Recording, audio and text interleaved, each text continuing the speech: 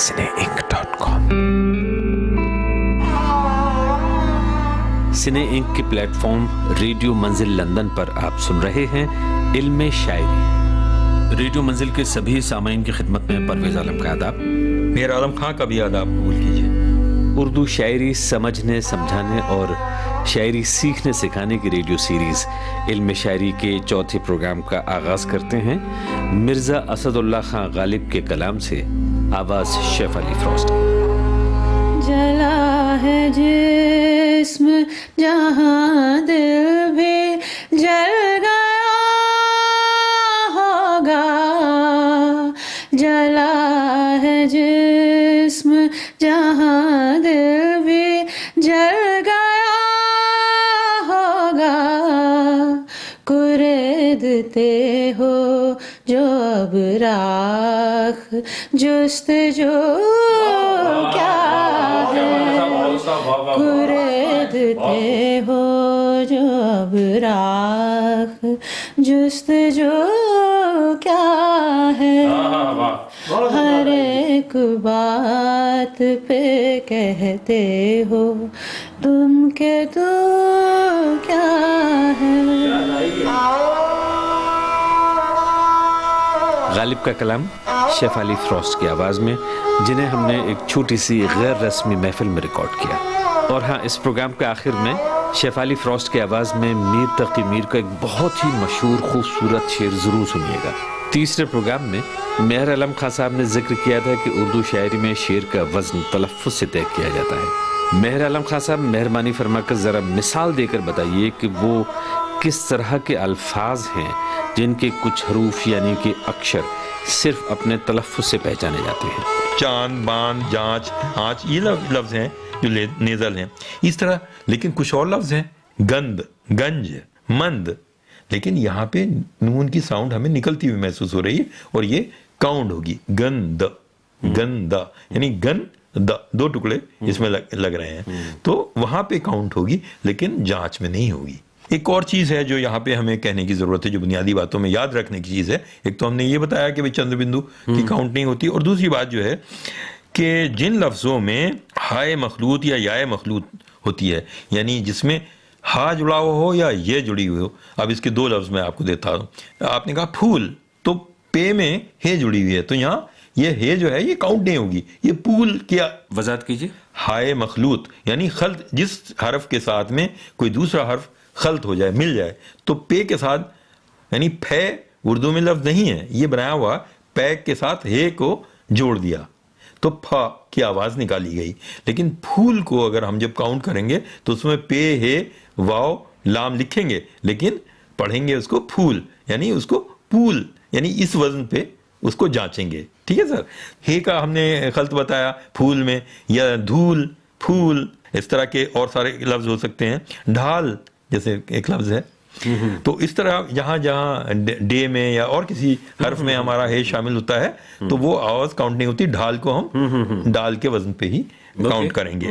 ऐसे ही एक और लफ्ज़ है जो याय मखलूत कहलाता है, यानी ये को अगर आप उसके साथ में, और इसका एक प्यारा सी जो मिसाल है, प्यार के अलावा और क्या हो सकता है, यानी पे के साथ ये मिला हुआ है प्यार, तो पार की साउंड करती है ये पे, पी यार नहीं है, ये पी आर नहीं है वही पब्लिक रिलेशंस वाला, ये प्यार है, मोहब्बत वाला है।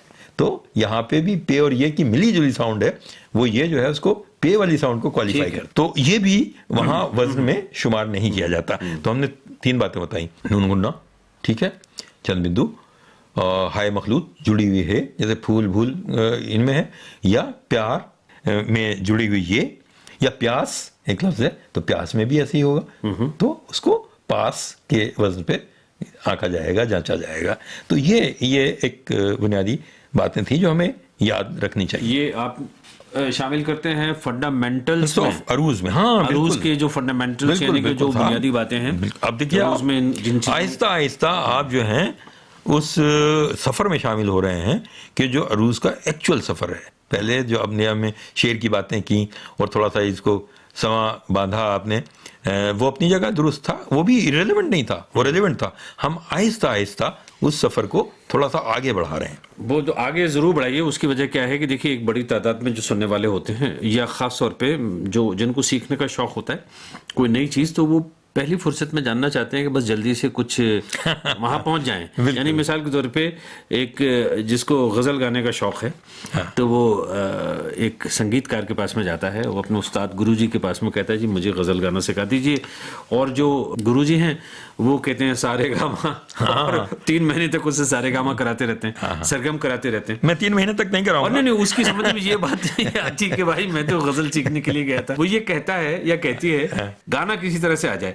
لیکن میں یہ سمجھتا ہوں کہ گانا تب تک نہیں آئے گا جب تک کہ سروں کا گیان نہیں ہوگا، تال کا گیان نہیں ہوگا، لےکاری نہیں ہوگی، ٹھاٹ کا گیان نہیں ہوگا، وغیرہ وغیرہ، یہ ساری چیزیں. اسی طرح سے شاعری، اور خاص طور پہ اگر آپ غزل کہنا چاہتے ہیں، غزل کے میٹر کو فالو کرنا چاہتے ہیں، اور آپ ایک وزن میں جس کو کہتے ہیں موضوع سنتولت بالکل ڈھنگ سے چیز کہنا چاہتے ہیں، اس کے لیے بے انتہا ضروری ہے وہ اس کے جو بیسکس ہیں، جو فنڈامنٹلز ہیں، آپ ان کو ایک بات سمجھ لیں تو پھر اس کے بعد میں شاعری اپنا آپ ہوتی رہے گی. بالکل. اور میں آپ سے پرویز صاحب عرض کرتا ہوں کہ اگر آپ نے ان بیسکس کو سمجھ لیا تو آپ نے سمجھیے کہ میدان مار لیا. اور ہم اب اس وقت میدان میں اتر چکے ہیں اور میدان مارنے والے ہیں. تو ہمارا اگلا موضوع کیا ہوگا یہ بتائیں پہلے. نہیں، اب دیکھیے، اب ہم اسی بات پہ چل رہے ہیں نا. آپ کہہ رہے تھے کہ صاحب آپ مطلب کی بات پہ آئیے اور لوگ چاہتے ہیں کہ جلدی سے وہ سیکھ جائیں، تو میں اسی پہ آتا ہوں.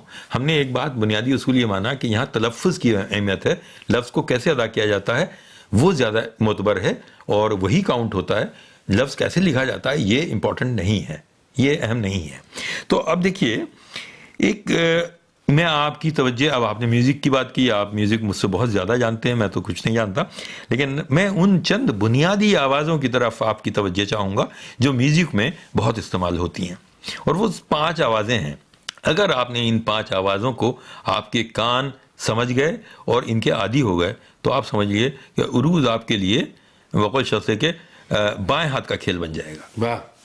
اب یہ کیا آوازیں ہیں یہ میں آپ کو سناتا ہوں.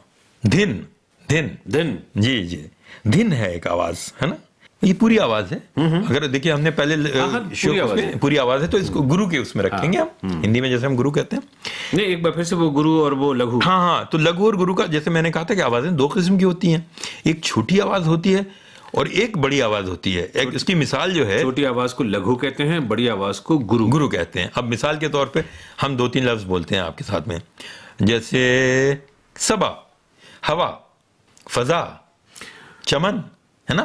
اس میں پہلی آواز جو ہے وہ لگھو ہے، چھوٹی ہے، اور من، چمن میں پورا من جو ہے پوری آواز ہے. تو اس طرح دھن جو آواز ہے، میں جن آوازوں کی طرف آپ کی توجہ کھینچنا چاہتا ہوں، وہ گرو ہے. ٹھیک ہے. اب آپ دوسری آواز سنیے، دھنا. دھنا لگھو، نا دھی اور نا دونوں چھوٹی آواز ہے. دھنا. ٹھیک ہے. دھنا. تو دونوں اس میں لگو ہیں. ایک میں کمبینیشن، جیسے ابھی میں نے سوا کا مثال دی تھی، چمن کی اور ہوا اور فضا کی بات کہی تھی، تو دھنا ایک ساؤنڈ ہے. دھنا تو دھی اس میں جو ہے چھوٹی ساؤنڈ ہے اور نا جو ہے پوری ساؤنڈ ہے، جیسے سبا. ٹھیک ہے. وطن، چمن، یہ ساری باتیں. ہوا. اب ایک اور چوتھی آواز جو ہوتی ہے وہ ہے دھینا. یعنی اس میں کیا ہوا، یہاں گرو پہلے آ رہا ہے، دھی جو ہے گرو پہلے آ رہا ہے اور نا بعد میں آ رہا ہے. دھینا. ٹھیک ہے. اب 5ویں آواز جو ہے وہ یہ ہے دھان، یا اس کو ہم تاک بھی کہتے ہیں، تاک. اب اس میں پہلے گرو آ رہا ہے، تا یا دھا، اور نا ساکن آ رہا ہے، تو دھاک. یہ اس میں چھوٹی آواز بعد میں آتی ہے. تو یہ 5 آوازیں اگر آپ کے ذہن میں ہیں تو سمجھیے کہ آپ روز جو ہے تقریباً مطلب اس اسٹیج پہ بھی آپ اس کو سمجھنے کے قابل ہو گئے. اب ہم نے ایک بات اور بھی کہی تھی، اگر آپ کو یاد ہو، کہ یہ تلفظ کا کھیل ہے. یعنی تلفظ پر اس بات کی آدھار ہے، بنیاد ہے.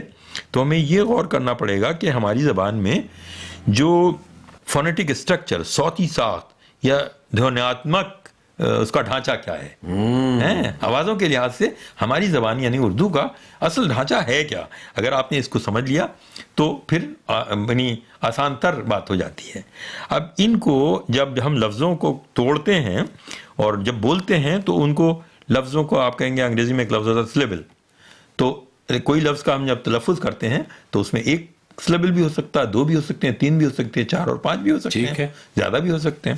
تو ہماری زبان میں عام طور سے 4-5 سلیبل کے لفظ ہوتے ہیں, لیکن جو عام گفتگو ہے یا شاعری ہے اس میں ہمیں صرف یک حرفی یعنی ایک حرف والا سلیبل جو ہے وہ سلیبل, یا 2 حرفی سلیبل, یا کہ 3 حرفی سلیبل, ان سے ہمارا تعلق پڑے گا. اس کے آگے ہمیں جانے کی ضرورت نہیں پڑے گی. ٹھیک ہے, بنیادی آدھار یہ بنتا ہے.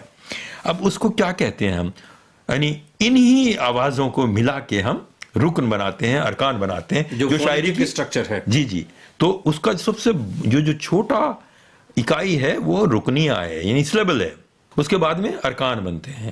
اب جیسے کچھ لفظ میں اور آسانی کے لیے آپ کو پڑھتا ہوں, جیسے دل, گل, خط, یہ ایک سلیبل والے لفظ ہیں جس میں 2 حرف ہیں, دل, گل, خط, آ, جا, 2 حرفی لفظ ہیں. اب ایک 2 حرفی لفظ میں بھی پہلا حرف جو ہے وہ اس پہ حرکت ہے, موومنٹ ہے نا. دل, دال کے نیچے زیر سے جو حرکت پیدا ہوتی ہے دل, ٹھیک, لا جو ہے ساکن ہے. اور ہندی میں بھی اگر آپ لکھیں گے تو ماترا ہے, ویسے ہی چھوٹی کی ماترا ہے, اس پہ حرکت ہے, اور لا جو ہے ساکن ہے یعنی اس پہ وقفہ ہے, خاموشی ہے. جیسے ہلنت لگاتے ہیں. جی ہلنت لگاتے ہیں جس میں, اور اب تو ہلنت بھی کہاں لگاتے ہیں, ہلنت کی بھی وہ سنسکرت والے لوگ تھے, لیکن ہاں کچھ لفظوں میں ہم آخر میں ہلنت لگاتے ہیں تبھی اس کو صحیح تلفظ اس کا ہو پاتا ہے. تو باتیں ہوئیں کہ ہمارے جو 2 حرفی لفظ ہیں اس میں حرکت جو ہوتی ہے زبر کی ہوتی ہے, زیر کی ہوتی ہے, یا پیش کی رکھتی ہوتی ہے. اب زبر زیر کیا ہوتا ہے, زبر جو ہے چھوٹے یہ ساؤنڈ جو ہے زبر ہے, ای چھوٹی ساؤنڈ جو ہے, ای کی ساؤنڈ جو ہے وہ زیر سے ڈینوٹ ہوتی ہے, زیر کے سائن سے. او چھوٹا او جو ہے اس کی آواز جو ہے او, یہ جو ہے پیش سے ڈینوٹ ہوتی ہے. تو یہ ہمارے ہاں زیر, زبر اور پیش کے لفظ اس کے استعمال ہیں, اور جہاں سکون ہوتا ہے, جہاں تسکین ہوتی ہے, اس کو ہم جزم سے ڈینوٹ کرتے ہیں. ایک دوسرا سمبل ہوتا ہے جزم, جس کو کہتے ہیں. سب کچھ ختم سا ہو جاتا ہے. جی جہاں وقفہ ہو جاتا ہے. ٹھیک ہے. تو ایک اور اصول کی بات یہاں پہ نکل کے آتی ہے کہ اردو میں یہ بات بالکل ہر ایک آدمی کو یاد رکھنے کی ہے, اور یاد رہے گی بھی, کوئی بھول بھی نہیں سکتا جو اہل زبان ہے, کہ اردو میں کوئی بھی لفظ ایسا نہیں ہوتا جس میں آخری حرف پہ حرکت ہو. حرف آخر جو ہوگا, چاہے وہ 2 حرفی لفظ ہو, 3 حرفی ہو, 4 حرف والا ہو, 5 حرف والا, آخری حرف جو ہوگا وہ جناب اس پہ تسکین ہوگی یا وہ ساکن ہوگا, وہاں ٹھہراؤ ہوگا. حرکت جو ہوگی وہ پہلے پہ ہو سکتی ہے, پہلے حرف پہ, دوسرے پہ ہو سکتی ہے, تیسرے پہ ہو سکتی ہے, لیکن آخری حرف جو ہوگا وہ یقیناً یعنی ہر صورت بہر صورت وہ تسکین اور ٹھہراؤ ہوگا, وہاں پاؤز ہے, سکون ہے. اب دیکھیے 2 حرفی کلمے کی بات کر رہی تھی ہم نے, دل ہم نے کہا, گل کہا. اچانک ایک بہت ہی سطحی قسم کی چیز یاد آ رہی ہے. جی پہلے اس نے رس کہا, پھر گل کہا, ہاں, پھر لا کہا. اس طرح ظالم نے رسگلے کے ٹکڑے کر دیے. اب ان ٹکڑوں پہ ہم بات کریں گے. دیکھیے رس میں پہلا رے جو ہے متحرک ہے, یعنی اس پہ حرکت ہے, اور سہ پہ سکون ہے. ٹھیک ہے صاحب.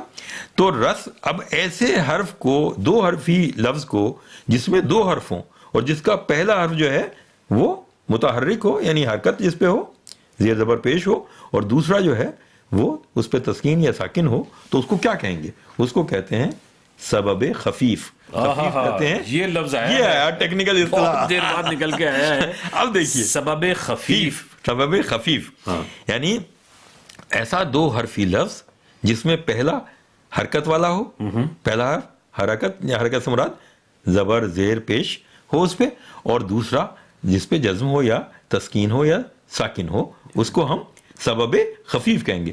جیسے ہم نے کہا تھا نا دھن کا ایک ہم نے پہلے ساؤنڈ بتائی تھی, تو دھن اصل میں کیا ہوا, سبب خفیف ہوا. کیوں دھی, اس پہ تو زیر کی آواز ہے, جی یہ حرکت ہے, اور نئے جو ہے وہ ساکن ہے, تو دھن میں تو کن چیزوں کا دھیان رکھنا, سبب خفیف ہوا. اب دوسری بات جو اس میں یہ ہے کہ ایسے 2 حرفی کلمے کیا ہوں گے, یا ایسے 2 حرفی لفظ کیا کہلائیں گے کہ جن میں دونوں جو ہیں اس پہ حرکت ہو. آپ کہیں گے کہ ابھی تو آپ نے یہ کہا تھا کہ اردو میں کوئی ایسا لفظ نہیں ہوتا جس کے آخر میں کوئی حرکت ہو، تسکین ہوتی، لیکن اس کو بھی سمجھنے کے لیے میں آپ کو کمپوزٹ ورڈز کی مثال دوں گا. جیسے دھنا ایک لفظ ہم نے کہا تھا نا. اب دھنا تو ایک آواز ہے، اس کا لفظ وہ ہوتا ہے جس کے کوئی معنی بھی ہوتے ہوں، اس کا کوئی معنی نہیں ہوتے، یا لفظ کا ٹکڑا، ٹھیک ہے نا. تو اب دھنا کو سمجھیے تو دھنا میں ایک چھوٹی آواز دوسری چھوٹی آواز، تو دھنا اصل میں کیا ہوا، یہ ہے دوسرا سبب، اور اس کو کہیں گے ہم سبب ثقیل، گاڑا والا، ہے نا. ایک تھا سبب خفیف اور دوسرا ہوا سبب ثقیل. سبب ثقیل وہ ہوا جس میں 2 حرف ہوں، اور 2 حرف کا وہ لفظ یا وہ کلمہ یا وہ ٹکڑا کسی کلمے کا جس میں 2 حرف ہوں اور دونوں پر حرکت ہو، زبر زیر پیش یہ اس میں ہونے چاہیے، تو اس کو ہم سبب ثقیل کہتے ہیں. ہاں تو اس میں یہ جو خفیف جیسے کہتے ہیں نا ہلکی، اب کہتے ہیں نا ایک خفیف سی مسکراہٹ، ہاں خفیف ایک ہلکی سی مسکراہٹ، تو سبب اور ثقیل ہو گیا گاڑی، ٹھوس، ہاں گاڑی. بلکہ اس کی مثال صرف ہمیں کمپوزٹ ورڈز میں، یعنی 2 لفظوں سے ملا کر جو لفظ بنائے جاتے ہیں وہاں پہ ملتی ہے سبب ثقیل کی. جیسے غم دل، ہے نا. غم جو ہے سبب خفیف ہے، ایک لفظ ہے، اور دل بھی سبب خفیف ہے، لیکن اگر دونوں کو ملا دیا جائے تو کسر اضافت آ جاتا ہے پہلے لفظ کے دوسرے حرف کے نیچے زیر کسر اضافت. غم دل یعنی دل کا غم، غمے یہاں پہ جو غمے کی ساؤنڈ ہے یہ ہے سبب ثقیل. ٹھیک ہے. دل دیکھیے غمے دل میں غمے جو ہے سبب ثقیل ہے، اور دل جو ہے وہ سبب خفیف ہے کیونکہ وہاں لام ساکن ہے. بالکل صحیح بات ہے. ایسی اور لفظ ہے جیسے گلے سرخ، جیسے غم جہاں، مطلب یہ کہ جہاں دنیا کا غم. گلے سرخ، سرخ گلاب یعنی کہ سرخ گلاب، یہاں پہ کاکی کی نہیں ہے بالکل، لیکن یہ کہ سرخ گلاب، لیکن غم جہاں یعنی جہاں کا غم. ہاں جی وہاں پہ ہوتا. اب اسی طرح سے ایک چیز ہوتی پیش کی آواز، جب میں نے کہا تھا نا اس کو عطف کہتے ہیں. وہاں واو دل و دماغ ہے نا، یہاں دل و دماغ. اب دل و دماغ نہیں بولتے وہاں پہ، دل و دماغ، دلو. دیکھیے غالب کا بہت ہی مشہور شعر ہے، اور وہاں بہت لوگ جیسے کہتے ہیں نا علی گڑھ کے زمانے میں کچا کھیل جاتے ہیں، وہ یہ ہے کہ قید حیات تو بند غم، قید حیات اور پھر آتا واو، وہ قید حیات تو بند غم، اصل میں دونوں ایک ہیں. اب وہ کسی قوال نے اس کو یوں پڑھا کہ قید و حیات و بند و غم اصل میں چاروں ایک.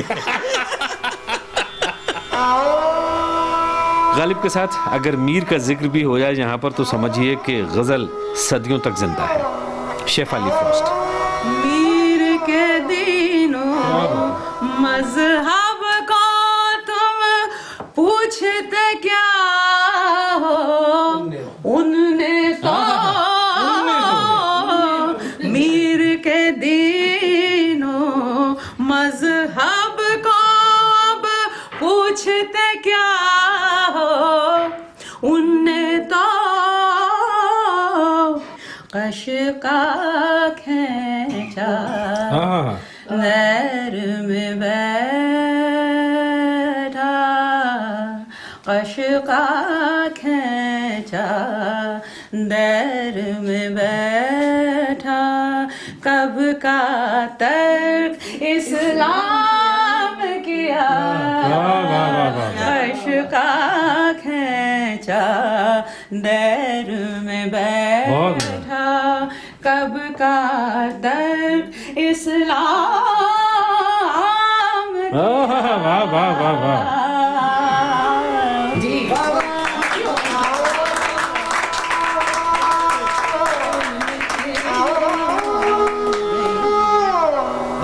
بہت خوب. میر تقی میر کا کلام شیف علی فروسٹ کی آواز میں، اور جیسا کہ میں نے پہلے بھی کہا تھا کہ ان کو ہم نے ایک چھوٹی سی غیر رسمی محفل میں دوستوں کے درمیان ریکارڈ کیا ہے. تو سامعین، ریڈیو منزل کی سیریز علم شاعری کے 4تھے پروگرام سے پرویز عالم اور مہر عالم خان کو اب اجازت دیجیے. اگلے پروگرام میں یعنی کہ 5ویں پروگرام میں آپ سے پھر ملاقات ہوگی. خدا حافظ. خدا حافظ. مہر عالم خان کو بھی اجازت دیجیے. سنے انک پر ریڈیو منزل سنتے رہیے. سنے انک.